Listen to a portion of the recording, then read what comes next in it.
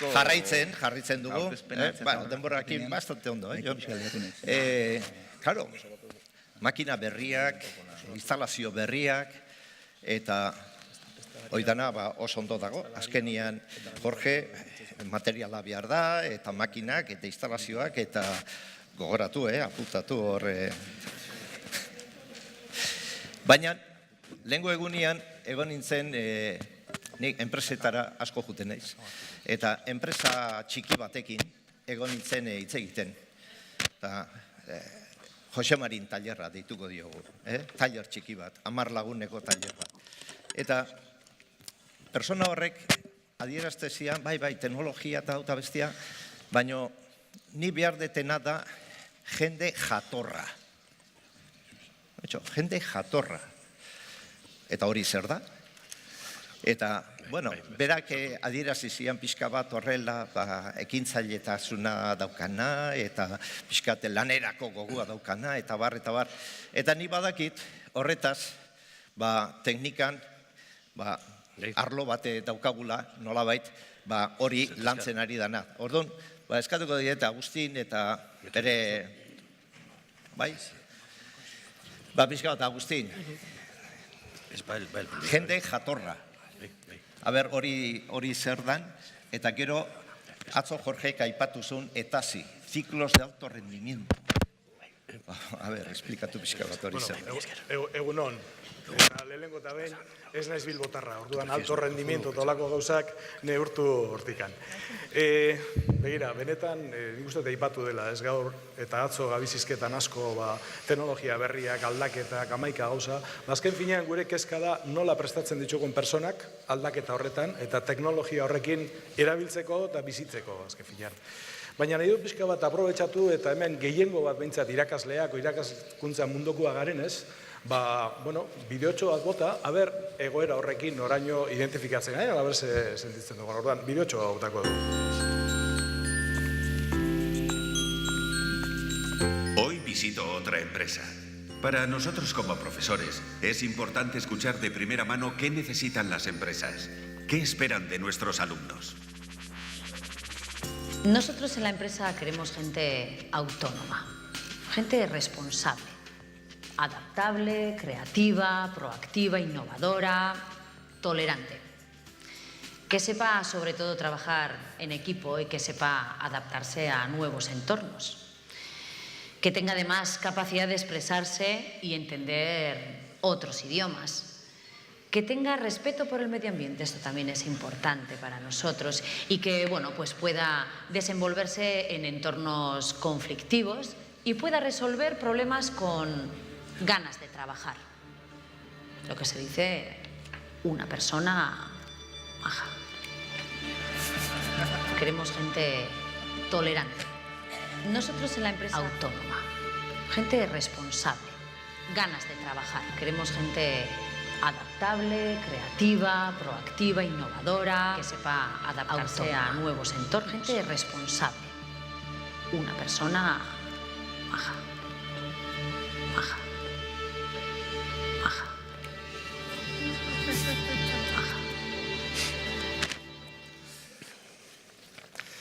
Bueno, Iñaki urte batzuk itxiokin zen hori, baina antzerako izango da. Erronka ederra daukagu, ez da? Ez dakit, hor sentitzu zareten, olako gauzarikan entzun izan dezuen, edo abar. Baina, antzerki direla, horke bazken finean antzerki bada, guazen ikustera, benetan, punta-puntan da bizen enpresak zer esan diguten, zer behar duten beraiek. Zela definitzen duten, persona jator, persona maja, izen asko dauka, baina horren atzian ze behar duten benetan da.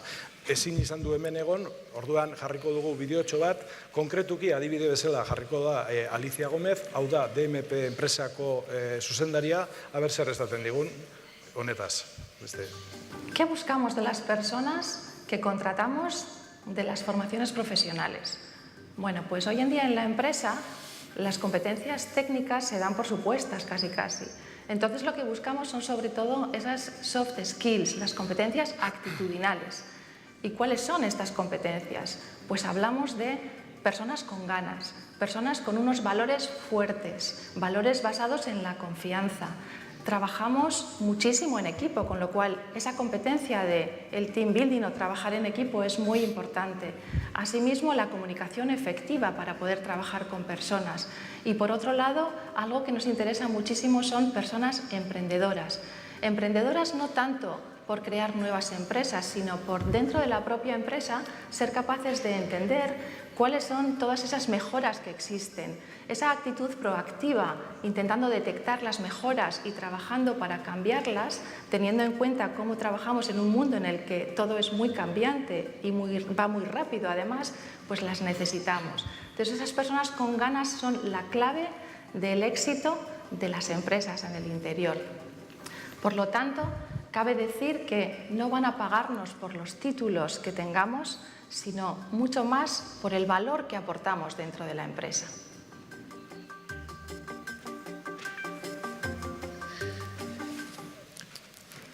Mezu bastante argia dirudi ematen digutela. Eta egia edozen moduz baita ere da, hau ez dela berria. Eta honetaz, nik uste zorionez, eta bati bat, laugarren plana jarraituz eta badamazkigu ja bide bat egiten lan honetan. Eta bide horren inguruan, nik uste egokia dela eskatzia, iritzia beti guk ematen egon gabe, kasu honetan eskatuko diogu iritzia Jose Antonio Marinari, asko ezautuko duzue, referente bada gai hauetan, eta baita ere gure sistemako beste bi irakasleri, kasu konkretu honetan, Itxaso eta Maiari. Bereiek zer esaten duten, martxan jartzen gabiltzan metodologia edo aldaketa hori buruz. Siento mucho no poder acompañarles, porque me hubiera gustado explicarles la razón de mi entusiasmo por lo que está haciendo el sistema de formación profesional del País Vasco. En todos los que trabajan en él he descubierto algo que me parece fascinante: el entusiasmo inteligente como capacidad de resolver los problemas.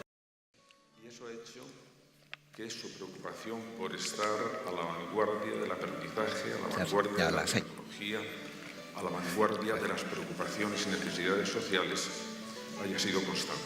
El reciclamiento profesional va a ser una necesidad continua a partir de este momento. Y quiero felicitar a todos los que trabajan en este proyecto y quiero animarles a todos los asistentes a que lo valoren, a que lo aplaudan y a que aprendan tanto de él como he aprendido yo. Guretzako etasi metodologiak ekarri dauen aldaketa handiena izan da ikaslearengan ikasteko gogoa suspertzea.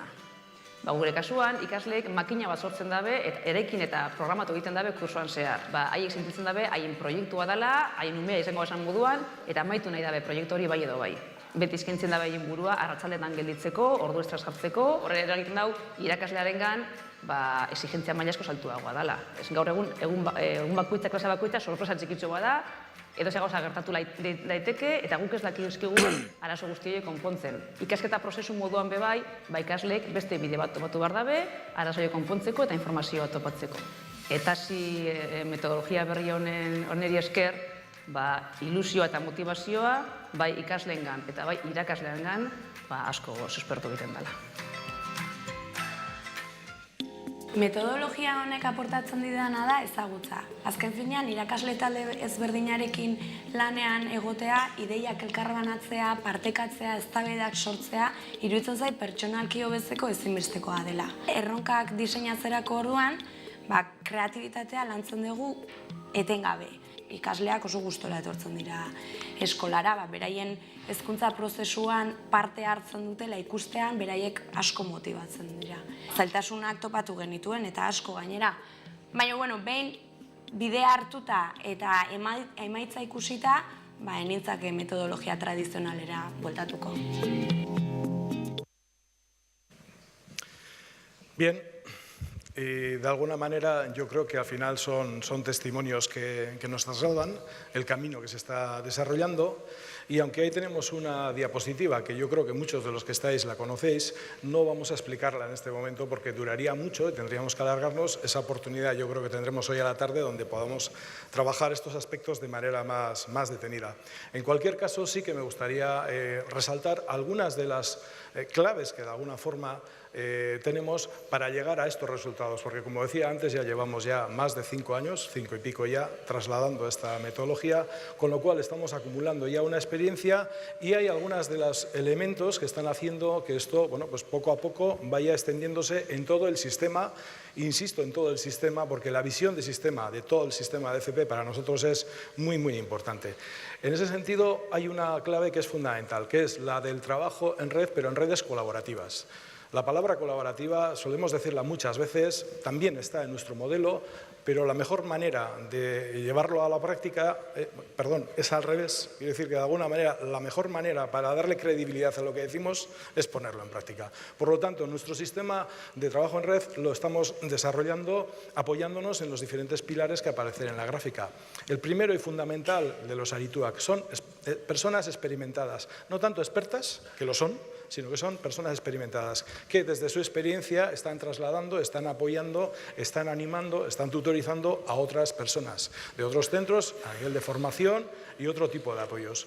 Otra figura clave es la que llamamos el coordinador de aprendizaje, que es, al final, la persona que asume la responsabilidad en su centro, junto con el equipo directivo, de dinamizar, de impulsar este cambio metodológico. Y como no, al final los protagonistas en este proceso, en esta cascada, son el profesorado, que está haciendo un trabajo impresionante. Esto es un cambio muy profundo y que supone mucho trabajo personal, por lo menos durante 2-3 años hasta que se empiezan las cuestiones a estabilizar.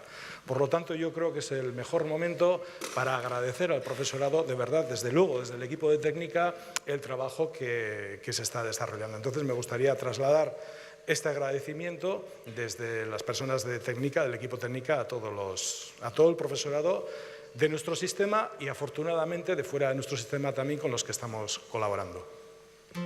Mila esker lanbide heziketa maitatzeagatik.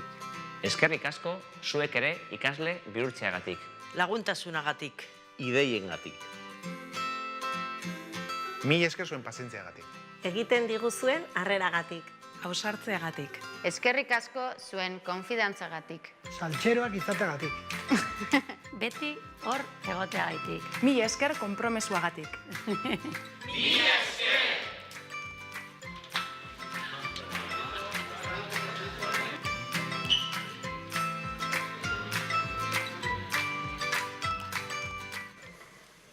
Bueno, benetan mila esker ere, bihotzetik nire partez ere, zeatik, lan bikaina da egiten, danon artean ikusten egiten ari garena. Baina galdetzia irakasleia ere benetan eurek zela bizitzen duten hau, porque erraza da esatia lan handia da, baina, bereiek esan dezatela, zela bizitzen ari diren aldaketa hau. Horretarako, pare bat irakasleen iritzia jasoko dugu ere, zuzenian. Yo creo que ha habido un cambio de rol en el profesorado, del profesor de antes al profesor actual. Entro en clase, a veces me toca explicar, a veces me toca dinamizar. Eso ha supuesto que mi labor como profesional cambie. El miedo a perder el control en el aula.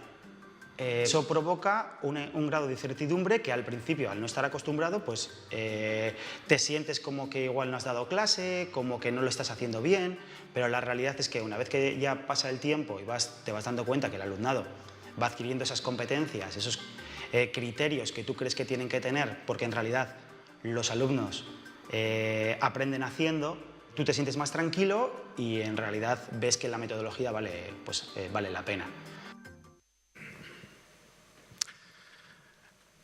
Eta Oiana, ya que presente zauden, zer ditzozu?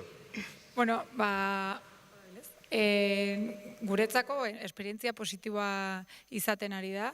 Teknikoki ikasleak ondo prestatuak ateratzen ari dira, eta horrez gain enpresek eskatzen dituzten zeharkako gaitasun horiek ere eskuratzen ari dira.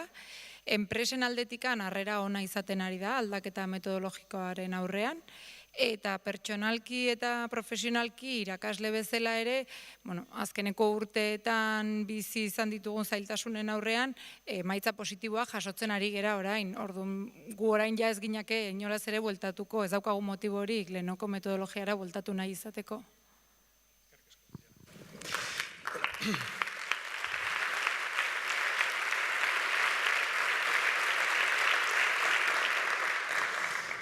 Irakasleen gana aiatu gara eta kontuan eduki behar duguna da benetako protagonistak ikasleak direla. Azken finean, prozesu guztia da martxan ipintzen dugu ikasleak prestatzeko ahalik eta onduen. Ikasleak ere zer esaten diguten, eta era berdinean beste pare bat adibide izango ditugu. Niretzat zailena erronketan lan egitera ohitzea izan da, ez? Izan ere ez gaude dituta eredu honetan lan egitera, eta gehien kostatu zaidana izan da denborak neurtzea. Eta guztia bukararako uzten baldin baduzu, askotan ez zara guztira heltzen, ez? Baina bestalde, eredu honek posible egiten duena da, zerotik 100 lantalde batean parte hartu izatea, ikustea lantalde horrek funtzionatu duen moduan fruituak ematen dituela, ez? Erronka hori burutu izateko eman beharreko pauso guztiak eman da. Eta era berdinean, Marian, ze kontatzen diguzu? Ikasle bezala. Ikasle bezala. Erderaz izango dut, Pues después de llevar trabajando varios años, pues quise volver a estudiar. Y cuando volví estaba el método TASI, que bueno, al principio se me hizo muy difícil porque no implicaba que tenías las clases magistrales. Y además yo venía de estudiar fisioterapia, con lo cual no tenía nada que ver con montar robots, ni cablear, ni nada. Y bueno, pues gracias a los profesores y al trabajo en equipo, sobre todo con todos los compañeros, pues acabas trabajando las competencias transversales de comunicarte con los demás, de sentir cómo te sientes tú, de englobar todo eso y al final, sobre todo lo más importante, que también aprendes mucho a nivel de conocimiento porque te tienes que autoexigir muchísimo.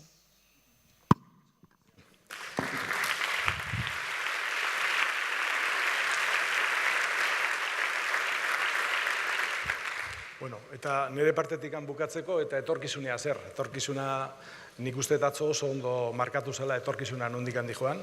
Jorgek nahiko azaldu zuen.